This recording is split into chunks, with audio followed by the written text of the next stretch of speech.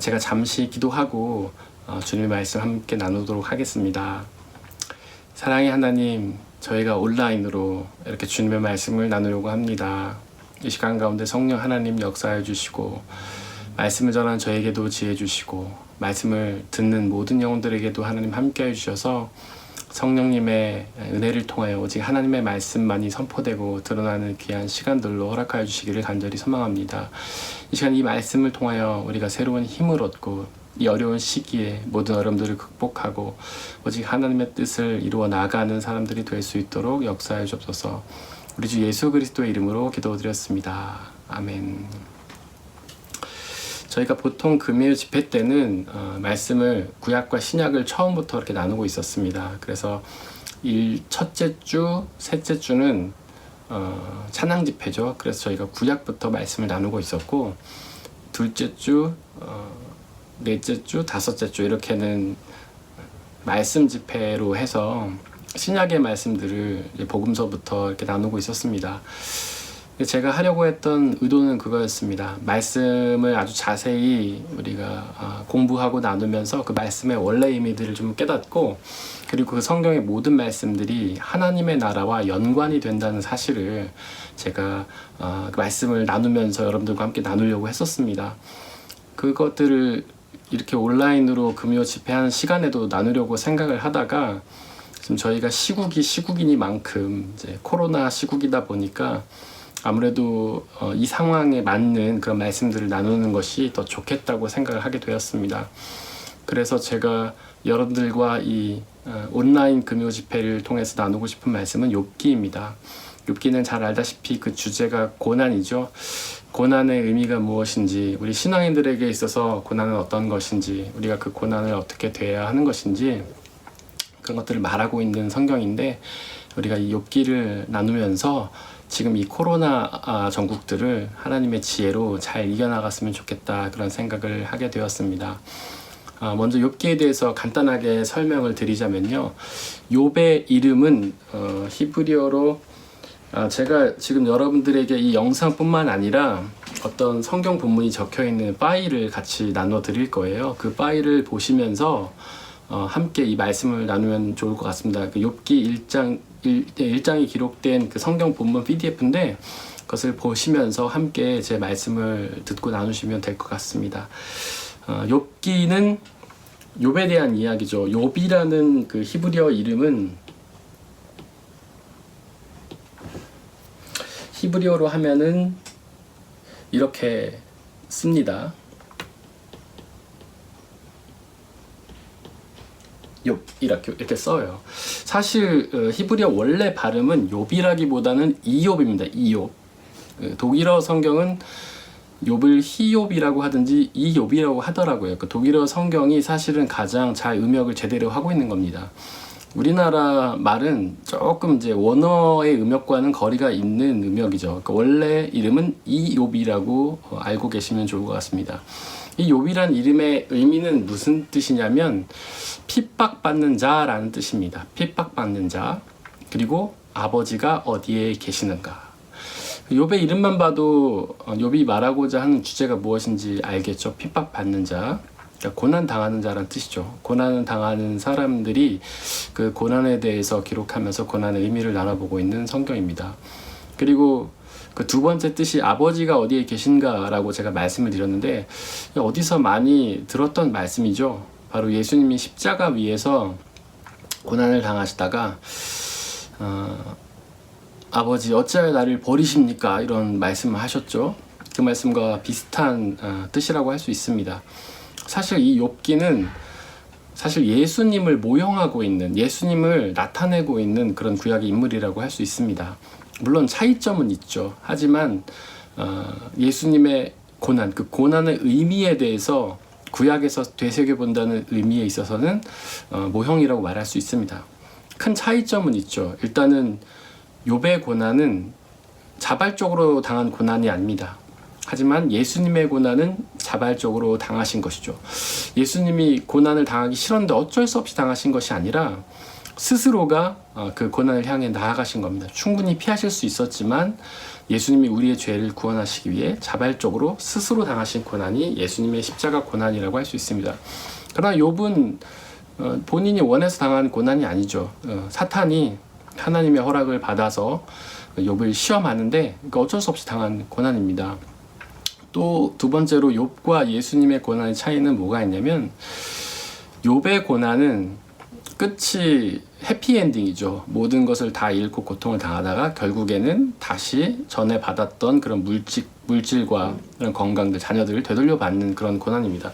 그러나 예수님의 고난의 끝은 그런 고난 전의 상황들을 다시 돌려받는 것이 아니라 결국 죽으셨죠. 죽음을 당하셨습니다. 하지만 부활을 하시지만 그 둘이 서로 다르다고 할 수 있어요. 그러나 그런 차이점에도 불구하고 욥기는 예수님의 고난에 대해서 설명하고 있는 부분들이 있기 때문에 저희가 예수님의 모형이 욥이다, 욥이 예수님 모형이다, 이렇게 말할 수 있을 것 같습니다. 욥기는 이제 성문서라고 합니다. 성문서, 거룩한 문학적인 문서, 이런 뜻입니다. 그러니까 소설적인, 이야기적인 성격이 굉장히 강하죠. 우리가 앞부분을 좀 읽어보면 아시다시피 어떤 이야기처럼 되어 있지 않습니까? 근데 중간에 이제 욥기 중간 정도 읽어보면 욥과 친구들의 토론이 나오는데, 이거는 신학적인 토론이라고 할 수 있습니다. 과연 고난이 신학적으로 어떤 의미가 있는가, 이런 신학적인 논쟁이라고 할 수 있어요. 그리고 마지막에는 다시 이야기 형식으로 돌아오죠. 그리고 이 욥기가 아주 귀한 것은 뭐냐면, 구약 성경 전체에 있는 그런 신학적인 사상들이 이 욥기 안에 다 들어 있습니다. 첫 번째로 제가 앞서서 말씀드린 것처럼 고난 속에서 믿음을 어떻게 가져야 하는가, 즉 신앙인들이 고난을 어떻게 극복해야 하는가, 이것을 말하고 있습니다. 또한 두 번째로는 이 구약 성경에 있는 어떤 감사와 찬양의 고백들이 욥기에 다 들어가 있습니다. 마치 시편에 있는 하나님을 찬양하고 감사하는 그런 고백들이 시편에 있는 것처럼 이 욥기 안에도 그런 감사와 찬양의 고백들이 다 들어 있습니다. 그리고 세 번째로는 전도서의 주제인 인생이 허무한 인생. 우리 그 서민경 성도님 아들인 지훈이가 전에 찬양했었죠. 헛되고 헛된 이 모든 것이 헛되다. 저희 성도님들 모두가 한동안 그 입에서 이렇게 되새겼던 그런 찬양이죠. 헛되고 헛된 이 모든 것이 헛되다. 그것이 이제 전도서의 주제죠. 그 주제를 이 욥기에도 가지고 있습니다. 물론 여기서 헛되다는 것은 인생 자체가 그냥 의미 없고 허무하다 이런 뜻이 아니고, 하나님을 믿지 않는 인생이 허무하다 이런 뜻입니다. 결국 이제 고난당하다 다 죽으니까 그렇게 하나님을 믿지 않고 사는 인생이 과연 무슨 의미가 있는가, 뭐 그런 뜻인 거죠. 하나님을 믿는 사람은 그 인생이 아주 복되고 의미가 있는 것입니다. 왜냐하면 그 고난 이후에, 그리고 죽음 이후에 하나님의 나라의 삶이 있기 때문에. 하여튼 이렇게 구약 성경에 있는 중요한 신학적인 사상들이 욥기에 다 들어가 있습니다. 사실 욥기는 아주 중요한 책입니다. 방금 말씀드린 것처럼. 그러나 한국교회 계신 교인들이, 한국교회 그리스도인들이 가장 읽기 싫어하는 책이 욥기라고 합니다. 왜냐하면 고난을 다루고 있기 때문에 그렇죠. 사실 우리 중에 고난 좋아하는 사람 누가 있습니까?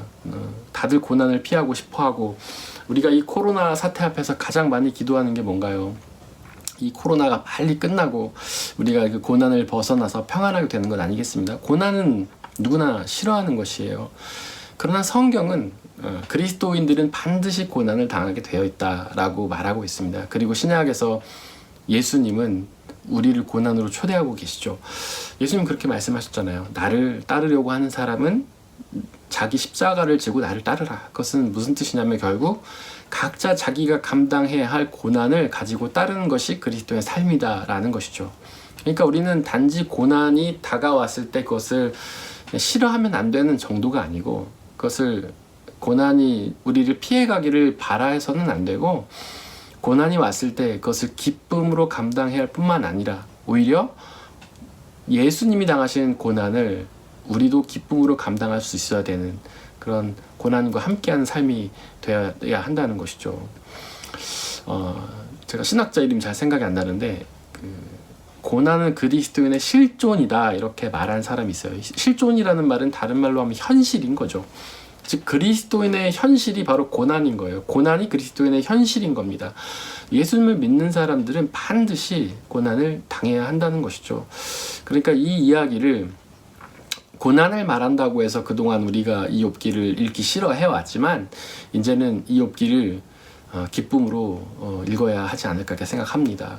특별히 고난이 지금 우리를 둘러싸고 있는 이 시기에 우리가 이 욥기를 천천히 한번 읽어보면서 과연 우리가 당하고 있는 이 고난이 무슨 의미인가, 그리고 성경이 말하는 고난이 어떤 뜻인가, 우리는 어떤 마음으로 이 고난을 대해야 되는가, 이런 것들을 되새겨보는 시간이 되었으면 좋겠습니다.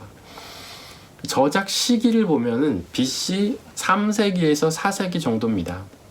이때가 어떤 시기냐면 이스라엘이 바벨론에 의해서 침략을 당하고 그 포로로 잡혀갔다가 돌아온 시기의 직후입니다. 그러니까 우리로 말하자면은 일제강점기 이후에 바로 기록된 책이다 이렇게 이해할 수 있죠. 그런 우리도 역사적으로 일본에 의해서 식민 지배를 당해본 경험이 있기 때문에 그것들을 어느 정도는 알죠. 뭐 다는 모르지만 그래도 감은 잡지 않습니까? 아직도 그 고통이 끝나지 않고 아직도 그 전쟁 뒤처리가 제대로 안 되고 있잖아요. 강제징용을 당했던 분들, 그리고 강제적으로 성노예로 착취를 당했던 분들은 아직도 고통을 당하고 있고 그 문제가 해결이 안 되고 있지 않습니까? 그런 뭐 잠깐의 고통을 우리가 느낄 수 있지만 그것들을 실제로 당했던 분들은 얼마나 그게 큰 고통이었겠습니까? 한번 생각해 보세요. 지금 우리는 그 코로나 사태로 인해서 마트에 휴지가 없는 것, 그 다음에 뭐 쌀이 떨어진 것, 밀가루가 없는 것, 이런 것 때문에 굉장한 공포를 느끼고 있지 않습니까? 먹을 것이 없어서 굶으면 어떻게 해야 하나. 그러나 마트에서는 최대한 우리가 먹을 것들을 준비해주고, 우리가 마트에 물건을 사러 가면 그래도 미안해하고 고마워하면서 우리에게 그런 필요한 것들을 제공해 주려고 노력하지 않나요? 그러나 그 식민 지배를 당한다고 생각해 보십시오. 그 우리를 통치하는 사람들이 일본이 그 한국을 부드럽게 대했겠습니까? 한국 사람들을 뭐 최대한 배려해주고 그들의 필요를 채워주고 그랬겠어요? 그렇지 않잖아요.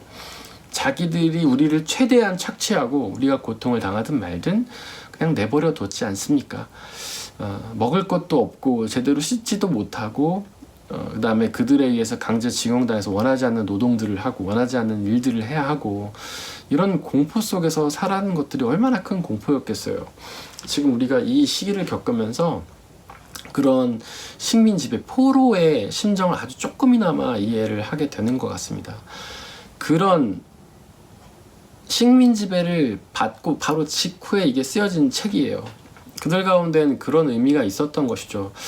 우리는 하나님을 믿는 사람들이고 하나님의 택함을 받은 사람들이라고 생각을 해왔는데 왜 우리가 하나님이 아닌 우상을 섬기는 이방 나라의 사람들에게 이렇게 고통을 당해야 되는가, 이런 질문이 생긴 거죠.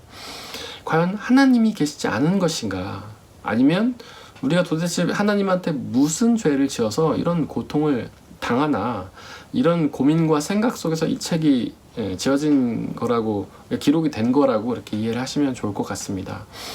그리고 이 특별히 바벨론 포로 시기에는 예루살렘 성전이 파괴가 되었습니다. 예루살렘 성전은 어떤 성전인지 다 아시죠? 그 다윗 왕이 원래는 지어서 봉헌해서 하나님께 드리고 싶었던 성전이지만 하나님이 허락을 하시지 않아서 그의 아들인 솔로몬이 그 예루살렘 성전을 지어서 하나님께 봉헌을 하잖아요. 그리고 이스라엘 사람들은 그 후로 그 성전에 하나님이 계시다고 믿었습니다. 물론 하나님은 어디나 계시지만 그 성전 안에 특별히 계신다고 믿었어요. 그 성전을 지켜 보호해 주시고 그 성전에 가면 하나님을 만날 수 있다고 그들은 생각했습니다. 그래서 그들은 1년에 뭐 절기를 정해놓고 그 성전에 가서 하나님께 특별히 예배를 드리고 그랬습니다. 그런데 이 바벨론 포로 시기에 그 성전이 바벨론에 의해서 무너진 거예요. 하나님께서 허락하셔서 지었다고 믿었던 그 성전이, 하나님이 거하시는 집이라고 믿었던 그 성전이 무너진 거예요. 그들 가운데는 얼마나 신앙이 혼란스러웠겠습니까? 뭐 그 중에는 하나님이 계시지 않다고 믿었던 사람도 있었지만 대부분의 사람들은 하나님이 왜 이런 시련을 우리에게 주실까? 우리가 무슨 죄를 지었을까? 이런 질문을 하게 되는 것이죠. 그리고 또한 만약에 그게 아니라면 이 고난이 우리에게 어떤 의미가 있는 것인가? 그런 질문 속에서 이 욥기가 이제 기록되게 된 것입니다. 또 하나 이 책의 중요한 포인트가 하나 있는데, 인간의 지혜 전통의 의문을 제기했다, 이렇게 볼 수 있어요. 인간의 지혜 전통이라는 것은 뭐냐면, 사람들이 옳다고 믿는 생각들을 모아놓은 하나의 어떤 속담 같은 그런 책이라고 이해를 하시면 됩니다. 그러니까 가장 대표적인 건 뭐냐면 인과응보라고 할 수 있어요. 그리고 인과응보, 일단 인과응보부터 먼저 하겠습니다. 인과응보가 뭡니까? 뭔가 사람들이 잘못을 하면 그게 합당한 응징을 받게 된다, 그런 거 아니겠어요? 그리고 뭔가 사람들이 선을 베풀면 그에 합당한 축복을 받게 된다, 이런 것이죠. 이것이 인과응보라는 사상인데, 이게 사람들이 모아놓은 지혜 전통이라는 거예요. 우리도 그렇게 생각하잖아요. 누군가 뭔가를 잘못하면 저러다 벌 받을 텐데, 이렇게 생각하죠. 누군가 어려운 일을 당하면 저 사람이 뭔가 잘못해서 저런 어려움 당할 거야, 이런 생각 하지 않습니까? 그리고 어떤 사람이 뭔가 축복을 하고 성공을 하고 이러면 그렇게 생각하잖아요. 저 사람은 착한 일을 많이 했나 보구나. 그 다음에 심지어는 전생에 나라를 구했나? 이런 이야기도 많이 하지 않습니까? 그것이 다 인과응보 사상인데, 이게 인간의 지혜 전통이라는 것이죠. 우리는 성경도 그렇게 이해할 때가 많습니다. 하나님을 잘 믿으면 축복을 받고, 하나님을 잘 믿지 못하면 저주를 받는다. 그리고 하나님의 뜻을 행하면 축복을 받지만 하나님의 뜻을 행하지 않으면 벌을 받는다, 이렇게 생각을 하잖아요. 큰 틀에서 보면은 맞습니다. 예수님을 믿으면 구원을 얻고 믿지 않으면 지옥에 간다. 그런데 삶 속에서 만나는 모든 일들이 다 그런 거는 아니에요. 많은 사람들이 착한 일을 했지만, 하나님의 뜻을 행했지만 어려움을 당하기도 하지 않습니까? 지금 코로나로 전 세계가 고통당하고 있는데 모두가 잘못해서 그런 건 아니잖아요. 그들 중에는 하나님 뜻대로 행한 사람도 있고 선한 일도 많이 한 사람도 있지만 그들이 같이 고통을 당하고 있지 않습니까? 그러니까 이 인과응보 사상, 특히 인간의 지혜 전통이라는 것은 옳을 때도 있지만 옳지 않을 때도 많은 거예요. 이 욥기라는 책은 그것의 의문을 제기하는 겁니다. 과연 복음은 그 인간의 지혜 전통과 맞는 걸까요? 인과응보에 맞는 걸까요? 그렇지 않죠. 우리는 하나님을 믿으면 축복을 받죠. 그러나 죄를 짓는다고 벌을 받는 건 아닙니다. 우리가 죄를 지어도 회개하면 용서를 받아요. 여기서 착각하지 말아야 될 것은, 우리가 회개한다고 해서 죄가 사라지는 게 아니에요. 죄는 그대로 있지만 죄가 용서받는 것입니다. 그러니까 우리는 죄를 지어서 죄가 남아있지만 예수님을 믿음으로 구원을 얻는 것이죠. 그래서 인과응보랑은 맞지 않다, 이렇게 이해를 해주시면 될 것 같습니다. 제가 이제 중간쯤에 보면 이제 3장 이후부터 친구들, 그러니까 욥과 욥의 친구들, 욥의 세 친구들과 서로 계속해서 이 토론이 시작이 됩니다. 그것이 바로 이 인간의 지혜 전통에 대한 의문 제기예요. 친구들은 계속해서 인간의 지혜 전통을 가지고 욥을 나무랍니다. 욥, 지금 너는 죄를 져서 고난을 받는 거야. 그러나 욥은 계속해서 자기는 죄를 짓지 않았다라고 얘기를 하죠. 그러니까 짓지 않았다기보다는 죄를 지었지만 용서받았다, 이렇게 표현을 하죠. 제가 그런 것 좀 나중에 설명을 자세히 하겠지만, 그래서 결국엔 인간의 지혜 전통과 어떤 성경적인 가치의 대립이다, 이렇게 이해를 하시면 될 것 같습니다. 네, 이제 본문을 한번 저희가 들어가 보려고 합니다. 그 전에 한 가지만 더 이야기를 할게요. 이 욥기를 읽을 때 그렇게 읽으시는 분들이 많아요. 근데 욥기 마지막에 가면은 끝까지 하나님을 향한 믿음을 지켰던 욥이 다시 축복을 받거든요. 잃었던 물질을 되돌려 받고, 잃었던 가족들을 되돌려 받습니다. 그것을 보면서 하나님을 잘 믿고 고난을 이겨내면 다시 물질의 축복을 받게 된다, 이렇게 이해하는 분들이 계세요. 근데 그것은 물론 이 욥기가 기록을 하고 있는 바는 맞지만 핵심적인 내용은 아닙니다. 그게 주제는 아니에요.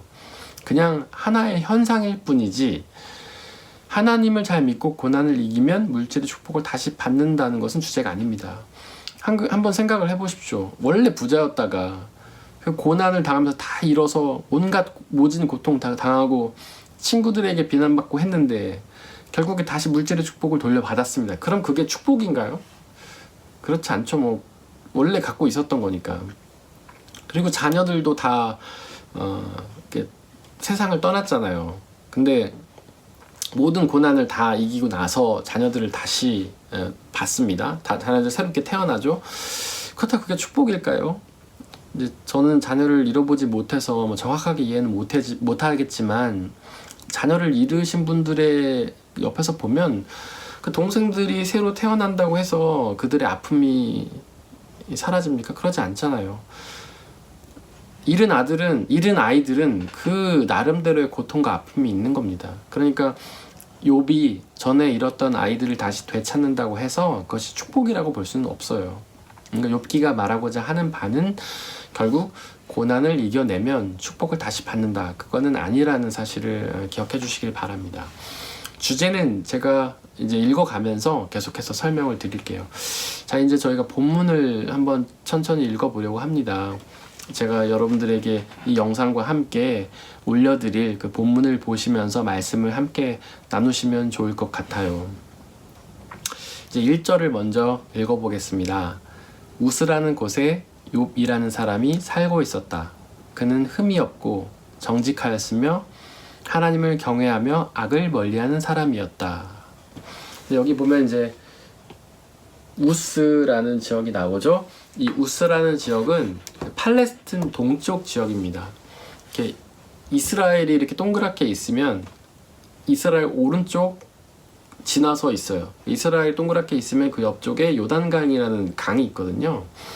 그 강은 팔레스타인 지역입니다. 이스라엘이 아니에요. 근데 그 강 오른쪽 편, 그쯤에 있는 곳이라고 추정을 합니다. 지금은 정확하게 어느 곳인지 알 수가 없고요. 그쯤이라고 추정을 하고 있습니다. 욥이라는 사람이 살고 있었어요. 욥은 아까 저희가 그 이름의 뜻을 설명을 드렸죠. 핍박을 받는 자, 혹은 아버지가 어디 계신가 라는 뜻입니다.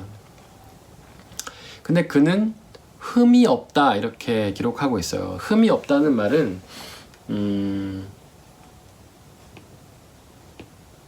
히브리어로 하면은 탐이라는 뜻입니다. 탐이라는 뜻인데, 이거는 사실은 이제 신앙적인 의미를 가지고 있어요. 그러니까 신앙적으로 의롭다, 신앙적으로 완전하다, 이런 뜻이에요.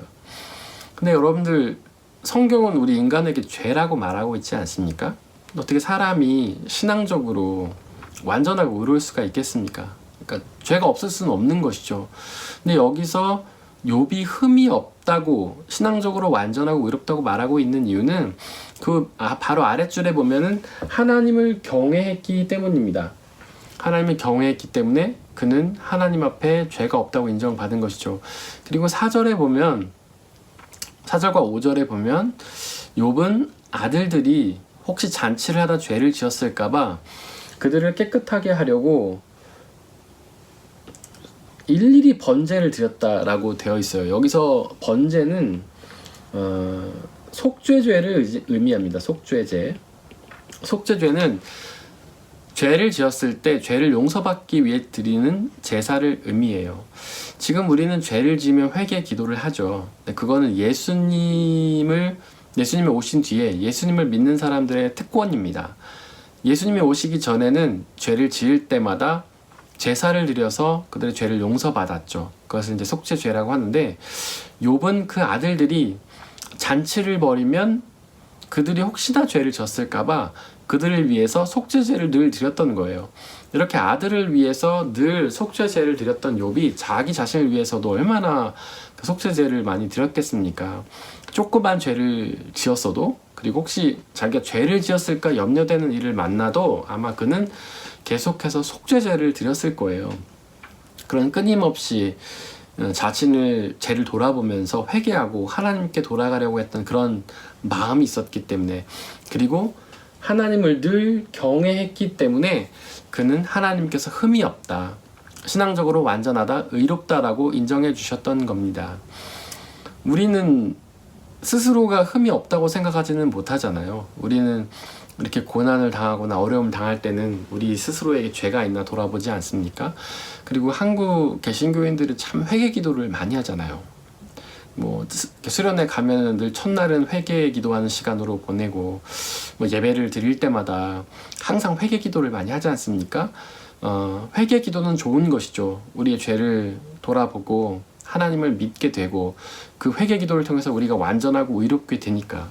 근데 회개라는 것은요, 방향을 돌이킨다는 뜻입니다.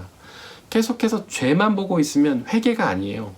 회개를 했으면 우리는 돌이켜야 돼요. 스스로가 난 회개했으니까 이제 흠이 없다, 하나님 앞에서 완전하고 의롭게 되었다. 우리가 의롭게 되었다는 건 우리가 칭의라고 하죠. 그러니까 의로운 게 아니고 의롭다 칭함을 받는 것이죠. 하나님께서 우리에게 흠이 없다라고 칭해 주시는 것이죠. 그러니까 그것을 믿고 이제 더 이상 죄책감에 시달릴 것이 아니라 우리가 하나님을 의지하면서 우리는 의로운 존재가 되었다, 이렇게 믿으면서 나아가야 하는 자세가 필요할 것 같습니다. 욥은 그거를 믿었어요. 욥기는 계속해서 우리가 보다 보면 알겠지만, 친구들이 계속해서 욥에게 너의 고난은 죄 때문이야 라고 말했지만, 욥은 끊임없이 자기는 의로운 존재다, 흠이 없다라고 얘기해요. 그 이유는 뭐냐면 죄를 짓지 않았기 때문이 아니라 바로 하나님을 경외하고 속죄의 제사를 드렸기 때문이죠. 즉 하나님을 믿고 회개를 했기 때문에 그는 자신의 죄가 용서받았음을 믿었기 때문에 그 스스로가 완전하고 의로운 존재다라고 믿을 수 있었던 것이죠. 우리도 그렇게 회개 기도를 했다면 우리 스스로가 하나님 앞에 의로운 존재가 되었다는 사실을 믿으며 나아가야 될 것 같습니다. 그 다음에 1절은 욥이 정직했다 이렇게 기록하고 있어요. 여기서 정직했다는 말의 히브리어는 야샤르입니다. 야샤르. 이 언어가 굉장히 무슨 상형 문자나 암호처럼 생겼죠. 네, 뭐 여러분들이 다 배우고 읽으실 필요는 없고 그냥 이렇게 생겼구나 정도 아시면 될 것 같습니다. 정직은 야샤르라는 뜻인데, 이것은 도덕적으로 윤리적으로 정직했다 이런 뜻이에요. 즉 욥은 신앙적으로도 하나님을 믿으면서 의롭게 나아가려고 했지만 도덕적으로도 정직하려고 노력했다, 이렇게 우리가 알 수 있습니다. 밑에 줄에 보면은 하나님을 경외하며 악을 멀리하는 사람이었다 이렇게 기록을 하고 있어요.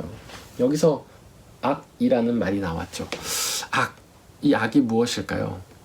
악은 죄랑은 다른 겁니다.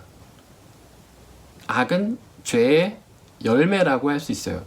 우리가 회개 기도를 하면 우리는 주로 악을 뉘우쳐요. 그러니까 악은 뭐라고 말할 수 있냐면 도덕적으로 윤리적인 잘못을 악이라고 말합니다. 죄는 무엇입니까? 하나님을 믿지 않는 것이 죄죠.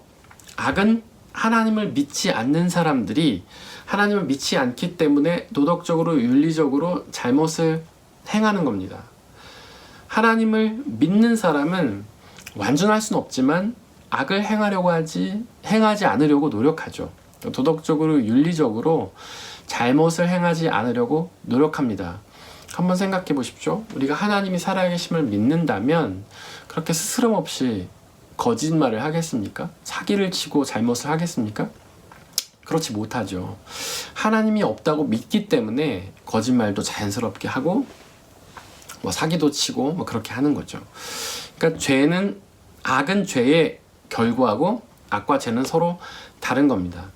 그런데 욥은 악을 멀리하는 사람이었어요. 그러니까 하나님을 믿으려고 애도 썼지만 도덕적 윤리적으로도 죄를 범하지 않으려고 노력을 했던 것입니다. 그렇게 신앙적으로도 욥은 괜찮은 사람이었지만 도덕적 윤리적으로도 욥은 하나님을 잘 믿으려고 했던 사람이죠. 자, 이제 2절부터 한번 보겠습니다. 그에게는 아들이 7 있고 딸이 3이 있었다, 이렇게 기록하고 있어요. 우리가 성경에서 7이 의미하는 뜻이 무엇인지 알죠? 7은 완전을 의미합니다. 즉 욥은 자녀의 축복을 받았다, 이런 뜻이라고 할 수 있어요. 그리고 3절에 보면 양이 7,000마리, 낙타가 3,000마리, 겨릿소가 500쌍, 암나귀가 500마리, 그리고 종도 많았고 동방에서 으뜸가는 부자였다, 이렇게 기록하고 있어요.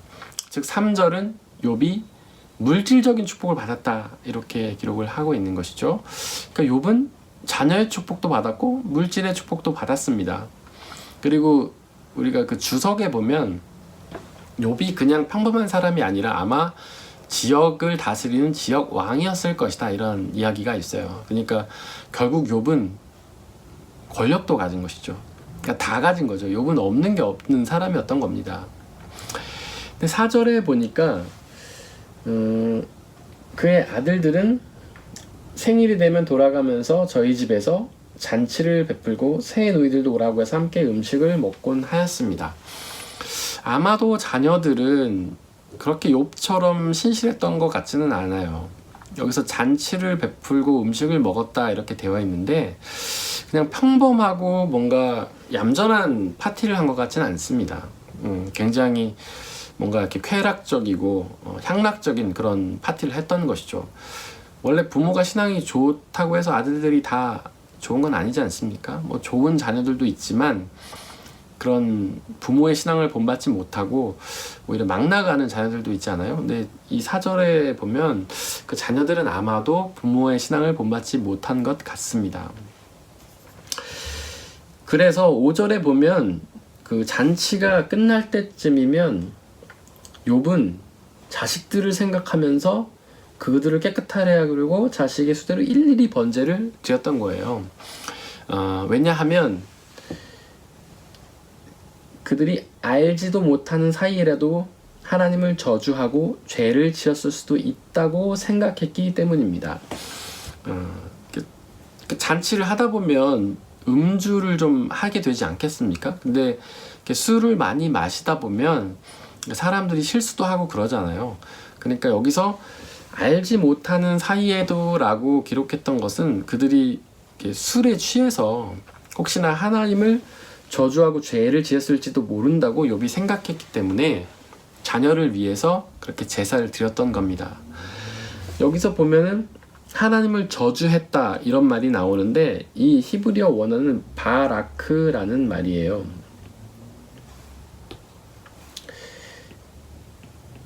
바라크, 이건 이제 저주한다는 뜻도 있지만 욕되게 한다는 뜻이에요. 그러니까 하나님을 저주했다, 이게 무엇일지 좀 감이 안 오는데 하나님을 욕되겠다는 뜻입니다.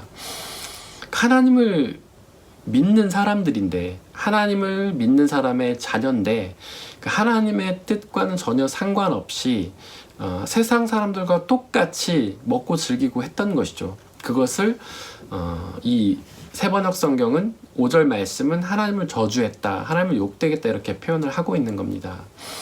우리가 하나님을 믿는 사람들이라고 그렇게 그리스도인으로 살아가고 있는데 세상의 삶에서 남들이 볼 때 전혀 믿는 사람 같지가 않다면, 남들이 볼 때 신앙인이 아닌 사람과 전혀 차이가 없다면 그것은 바로 바라크예요. 하나님을 저주하고 있는 겁니다. 하나님을 욕되게 하는 거예요.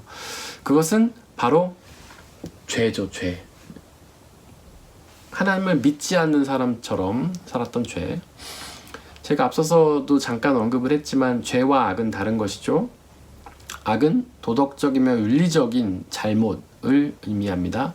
그래서 주기도문에서도 그렇게 고백하죠. 우리가 서로의 잘못을 용서해 준 것 같이 우리의 죄를 용서해 달라. 그러니까 죄와 악은 다른 겁니다. 여기서 죄는 하나님을 믿지 않는 불신앙의 죄를 의미하는 거예요. 그렇게 죄를 지으면 뉘우치는 게 아니라 회개를 해야 되는 것이죠. 5절 말씀 보면서 하나의 질문이 생깁니다. 지금 욥은 죄를 지은 아들들을 위해서 대신 속죄 제사를 드려주었어요. 그렇다면 과연 그렇게 남을 위해서 대신 드리는 속죄가 의미가 가능한가? 하나님께서 남을 위해서 대신 우리가 회개하면 그 회개를 받아주시는가라는 질문이 가능하죠. 우리의 예를 들자면 믿지 않는 가족들이 있는데 우리가 아무리 전도해도 그들이 믿지 않는다고 생각해 보세요. 그럼 우리가 그들을 대신해서 회개를 하면 과연 하나님이 그들의 죄를 용서해 주실까요? 여기서 5절이 말하는 바가 그런 뜻일까요? 그건 아닙니다. 회개는 대신한다고 해서 효과가 있는 건 아니에요. 회개는 자기 자신의 신앙만 가지고 가능합니다. 근데 왜 욥은 그렇게 자녀들을 위해서 대신 속죄의 제사를 드렸을까? 그거는 추측을 하기로는 신학자들의 해석을 보자면 그들의 죄가 용서받기 때문이 아니라 이렇게 욥이 자녀들을 위해서 속죄의 제사를 드리는 것들을 보여줌을 통해서 그 자녀들이 자신들의 죄를 깨닫고 스스로 회개케 하기 위해서라는 겁니다.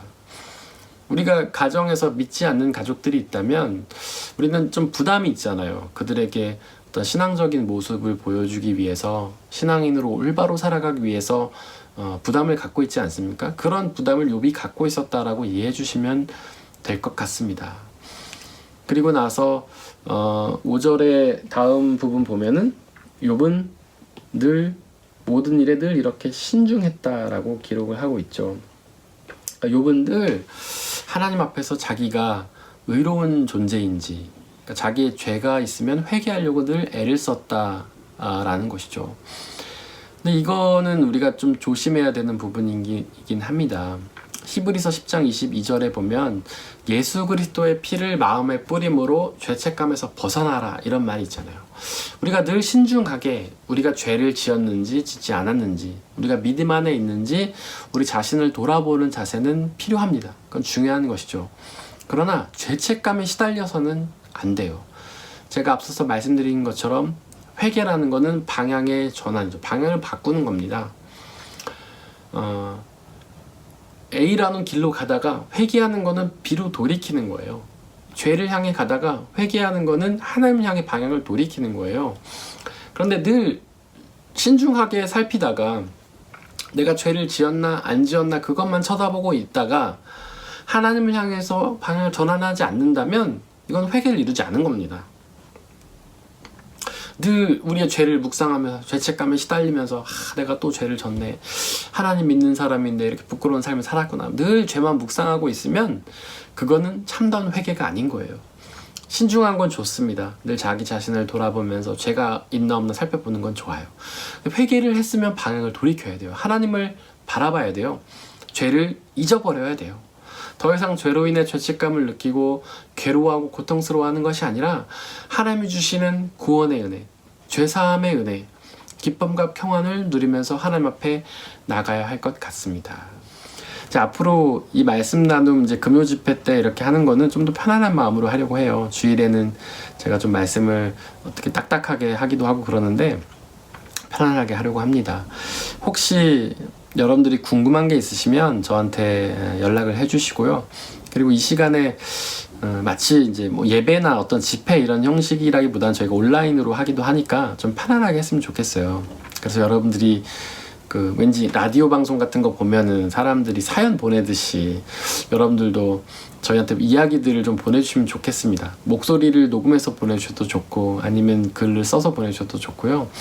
저희가 서로 지금 온라인 예배를 드리는 이 상황에서 서로 얼굴도 보고 싶고 소식도 궁금하고 그렇지 않습니까? 그러니까 서로의 이야기들을 좀 나누면서 간증 형식으로 나누면서 좀 서로 얼굴도 볼 수 있고 그런 시간을 가지면 좋겠습니다. 혹시 뭐 특송이나 특주를 하고 싶으신 분들이 계시면 그렇게 해서 보내주셔도 좋고요.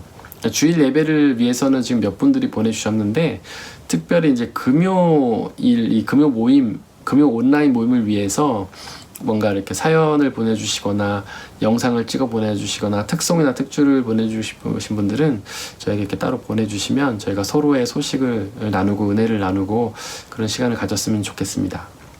그럼 제가 기도하고 오늘 마치도록 하겠습니다. 사랑의 하나님, 주님의 말씀들을 나누었습니다.